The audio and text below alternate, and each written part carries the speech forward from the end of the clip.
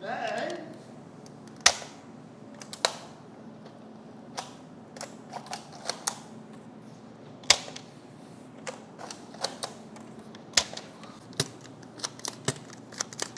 Watch this.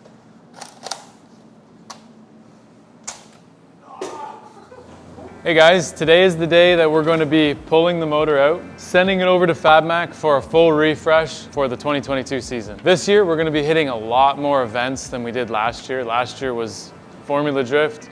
We threw in a clutch kickers, we threw in an Adam LZ Invitational. We did some testing before the season started, but overall it wasn't a crazy year. The engine didn't give us any hiccups, not electrically, not temperature-wise, not power-wise. It was flawless all year. So basically, all we need to do, check the bearings, probably just put new bearings in it, check the valve train, check everything else, make sure that it's good to go. And we're gonna be adding nitrous just to bring the power up a little bit. We're gonna be on a bigger tire this year for the whole season, so we're gonna want a little more jam. We're gonna want a little more power at our disposal so that it's actually easier on the drivetrain, the clutch, the axles, the drive shaft. Because what happened was with almost 700 wheel horsepower, I was still finding that at a low tire pressure, I was clutch kicking a little more often than I wanted to. So with a little added torque from the nitrous, we should be able to roll into the power band a little bit easier. So more power sounds like it's more damage, but actually it's going to be easier. You guys are going to see us pull this out. We had a couple features added that I did at the beginning of the year, which was motor plates. There's no more motor mounts. The tube front, everything on the front end comes right off. Front end delete so that the motor slides right out the front. I'm hoping it's going to be as smooth. Luckily I didn't have to test it this year, but I'm hoping it's going to be as smooth as I envision it to be, so that a couple bolts on the front, disconnect the harness and the oil lines, slides right out the front. We're gonna use our forklift, drop her in the back of my truck and haul it over to FabMac. So, should be that easy. There might be a couple snags, but we're gonna see.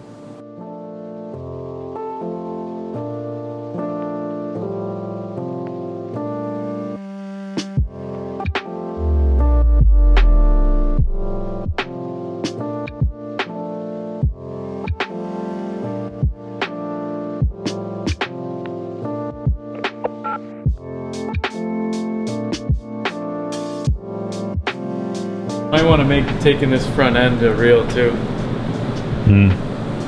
Just like nice boomerang. You a big reel guy? Do a boomerang. I can just do it. But I'm gonna have this in my hand. Yes.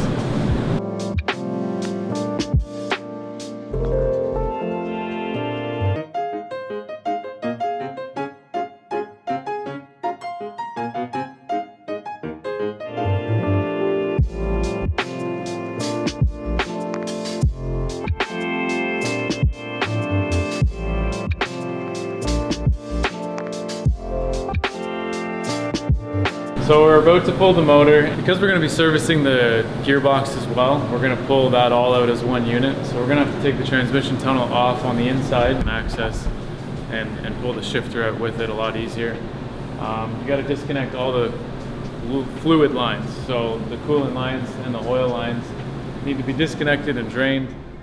The transmission, the drive shaft needs to be pulled. The transmission mounts, the motor mounts are right here on the engine plate, luckily, so we just need to undo 4 bolts at the front, and then the whole thing will slide out with the engine plates. So I guess we're gonna start inside the car, because that's gonna be the hardest thing, and then work our way this way. Then the wiring harness, throttle cable, fuel lines, and that's it. I mean, you just disconnect it, however you see fit. And I mean, if you do it enough times, you'll probably have a routine, but we luckily didn't have to do it at all this year. So we don't really have that routine down. We're about to make it, so.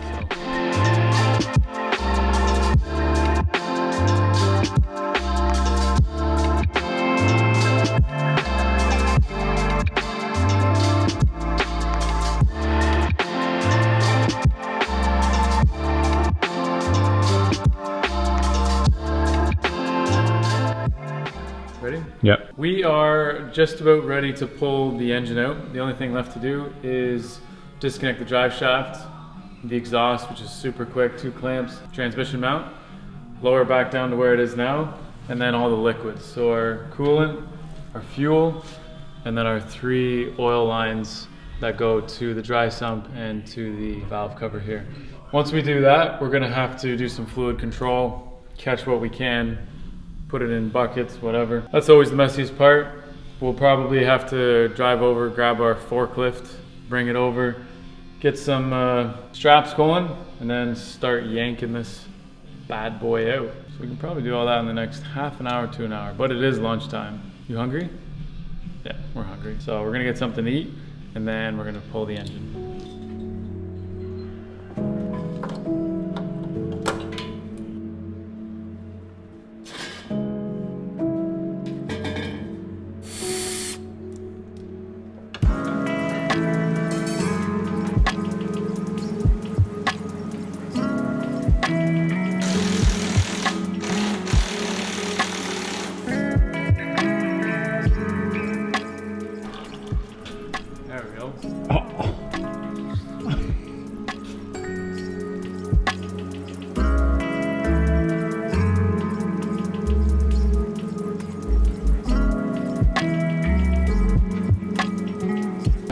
Ethanol just evaporates it. We're gonna need a strap. We're gonna tie the hook on one of these, put another bolt on the back, strap, forklift here. There we go. I'm gonna lift up the engine, and then we're gonna have to put the jack. Yeah, because the transmission's gonna drop down. So put the jack under the transmission, take the strap off, and then lower the jack down, and the whole engine will swing down. Do we need to bring everything down a bit? It's kind of high.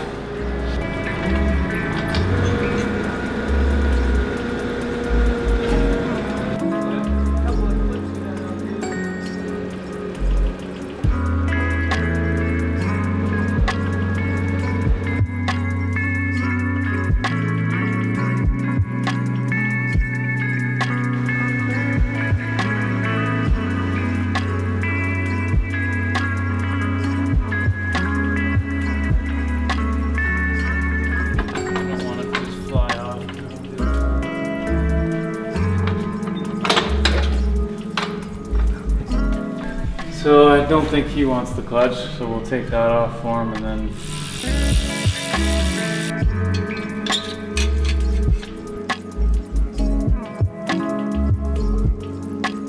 Yep, a lot of heat.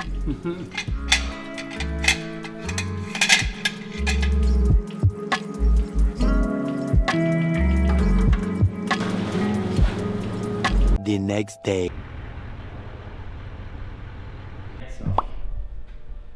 Yeah, that's what we need. That's a band song.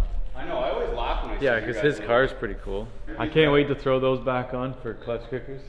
Every piece of FDF is literally on here. All rear suspension, front suspension, anything out of the catalog. You're missing these details, Jim. Okay. I know, sorry, it's a G body of like a Monte Carlo. Monte Carlo, yeah. So this is actually what started the whole LS swap. Is I got that really good deal from one of my suppliers. It was an open box thing, and I cut frame rails off. I'm like, here we go. So. You're not gonna have any heating issues. Hell no. Those are like cool your truck. your fans are bigger than your wheels. I know. I Run never, a even 19s. with the blower setup, the LSA setup, I never had overheating issues. You ran the same rad? Yeah.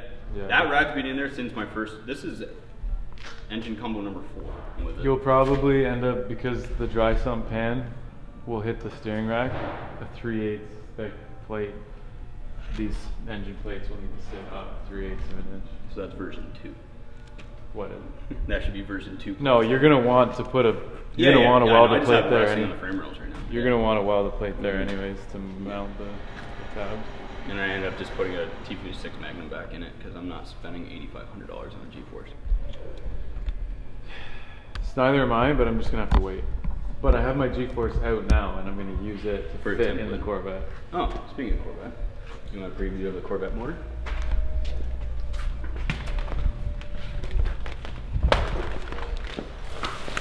This is a preview of the Corvette motor for this Corvette, my Corvette. It's not your motor, but still it's concept. Huh. The dart block, and I already have your block here. This is That's yours. my block. Yes. Okay, cool. This one is set up to hold 2,500 horsepower. I mean, looking at it, you don't see any real difference, but what makes it able to hold 2,500 horsepower? Oh, the versus- crank, the rods, the pistons. Yeah. Like the whole.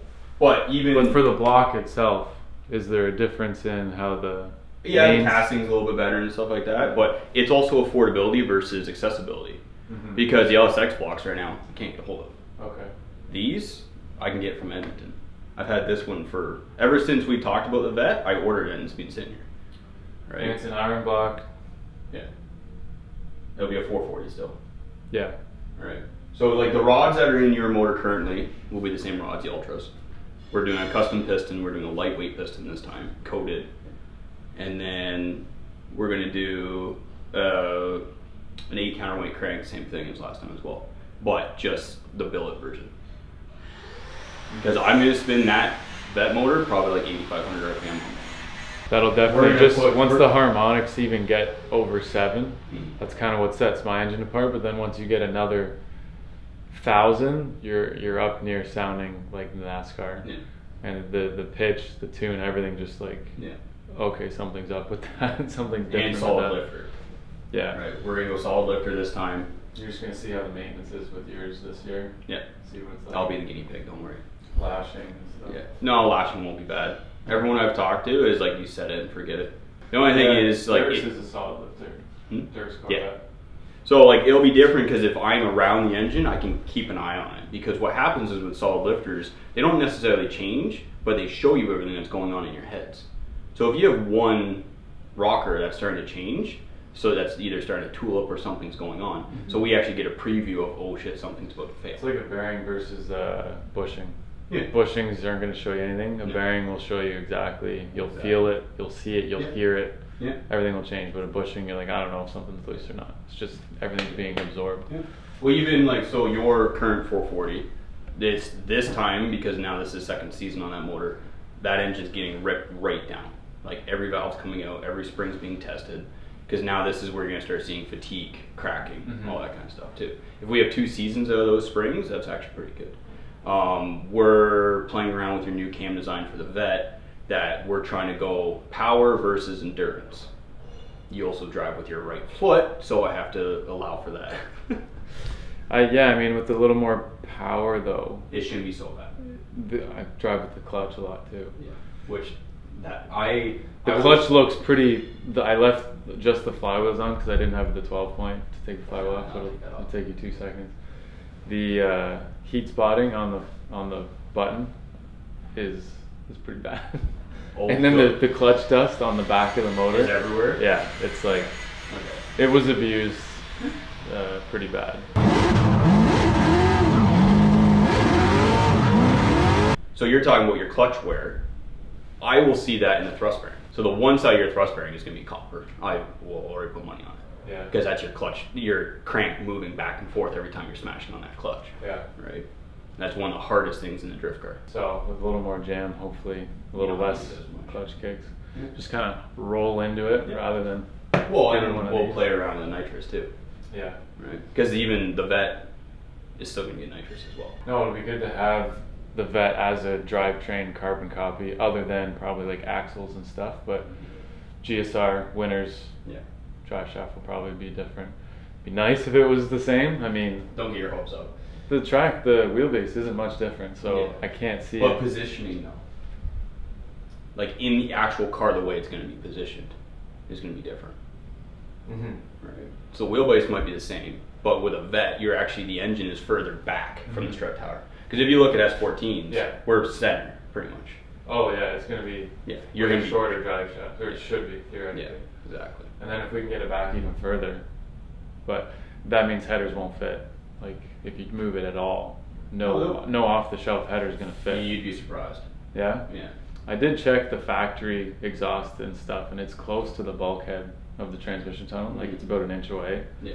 It's like if you move the engine back half an inch, it would contact. Yeah. So I But don't building know. a vet, so almost what we should do if you're gonna start the mock-up phase soon, I will, yeah.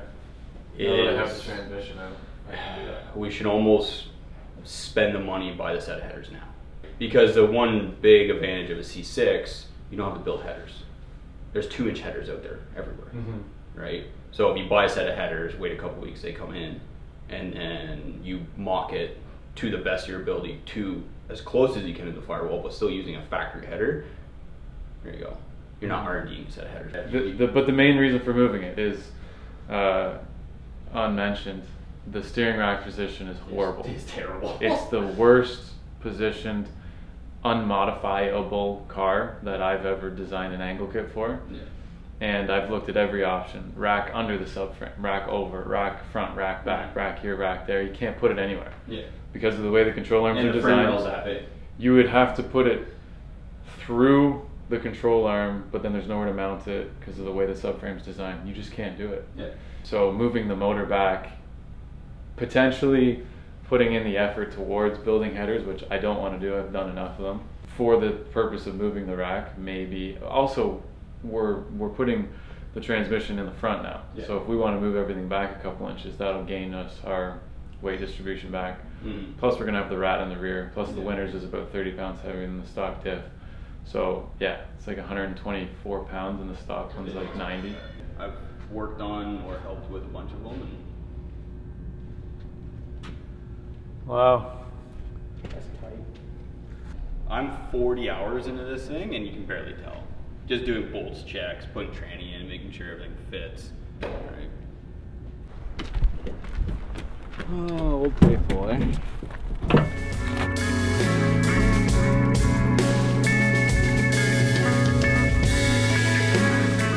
You think you could? No. No, I don't. Take the heads off, maybe. I forget what a bare block weighs, but from this like position, no way.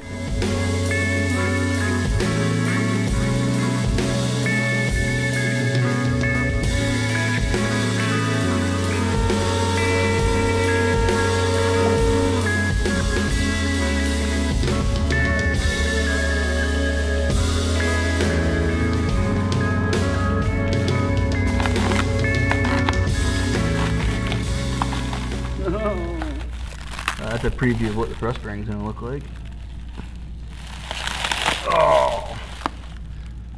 Nice, isn't it? Yeah. I know, you're always proud of that every time. We also need to nail down what this pilot bearing is and then order like 4 of them. I know they're only like $3, but every time I get an engine back or I do something and it doesn't have it, I spend hours looking for it. I ordered 3 of the wrong ones because it's to go to the dog box. Yeah, just make sure we get one back in. It's probably that one. I've learned. You didn't feel like taking anything off, eh?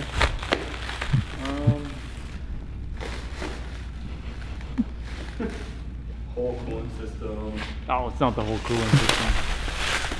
I would probably take every oil line out of the car and clean it. Yeah. Well, like, do you want to, like, are we going to rework some of the wiring? Like, am I putting this back in? Doesn't matter. I think I would like the wiring to be redone. So the last time I refreshed this motor, it was tons of rubber inside of it. Mm-hmm. That Chevy orange just gets different, man. That's such a good color. Either you love it or you hate it. Love it. Doesn't go well with green. No. I'll tell you that. No, and the purple. No, the purple was bad. That was really bad.